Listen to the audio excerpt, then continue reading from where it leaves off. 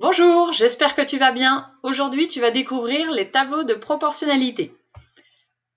Prenons un exemple en introduction et on peut se demander déjà pourquoi des tableaux de proportionnalité. Eh bien, si tu te souviens, je t'avais donné un exercice avec des pommes et de la compote. Donc, on prenait des pommes, on les cuisait, on obtenait de la compote.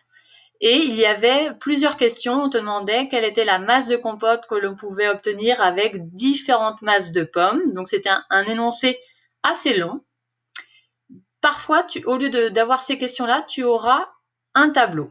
Donc, dans ce tableau, tu retrouveras les deux grandeurs, la masse de pommes en kilos et la masse de compote en kilos sur la deuxième ligne. Et donc, tu retrouveras aussi toutes les données de l'énoncé. Alors, ce genre de tableau, on appelle ça un tableau de proportionnalité, puisqu'on sait que la masse de compote est proportionnelle à la masse de pommes. Alors, voyons un exemple, voyons un exercice résolu. On va faire cet exercice ensemble pour que tu puisses compléter à ton tour d'autres tableaux de proportionnalité dans des exercices. Donc, je te lis l'énoncé. Dans un magasin, le prix d'un tissu en euros est proportionnel à la longueur achetée en mètres. Noam achète un tissu rayé pour recouvrir ses chaises longues. Il paye 10 € pour 4 mètres de tissu. Et on te demande de compléter le tableau de proportionnalité suivant. Donc déjà, quand tu as un tableau, et ça c'est vrai, c'est pas vrai uniquement pour le tableau de proportionnalité, c'est vrai pour n'importe quel tableau, il faut bien regarder la première colonne.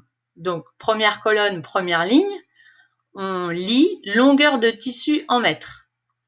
Sur la seconde ligne, on lit prix payé en euros.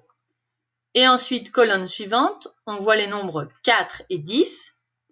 Et donc, cela signifie que 4 mètres de tissu coûteront 10 €.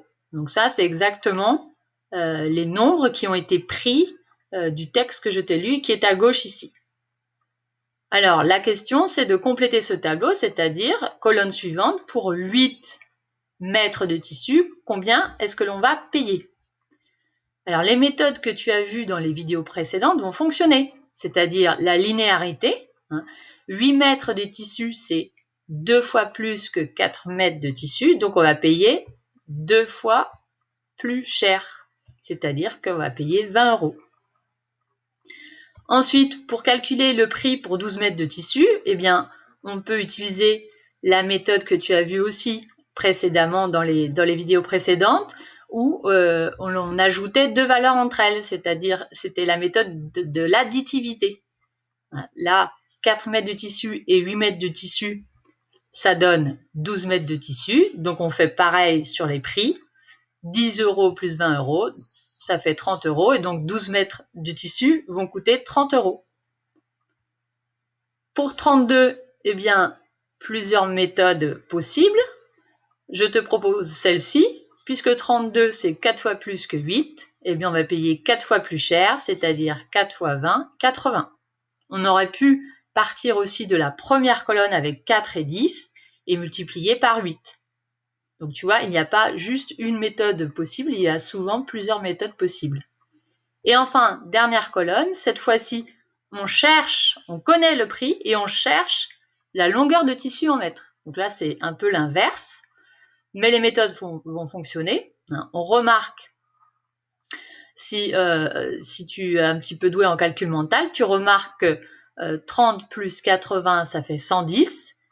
Donc, on va faire la même chose pour la longueur de tissu, 12 plus 32, qui fait 44.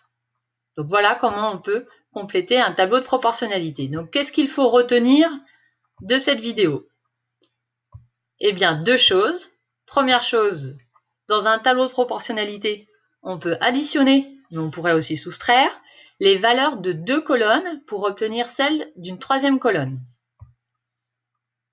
Donc, je l'ai schématisé avec un petit plus rouge dans un rond blanc. Là. Deuxième chose à retenir, il est également possible de multiplier ou bien diviser les valeurs d'une même colonne par un même nombre non nul pour obtenir une autre colonne. Donc ça, ce ne sont autres que les méthodes de linéarité et d'additivité qu'on avait vues précédemment.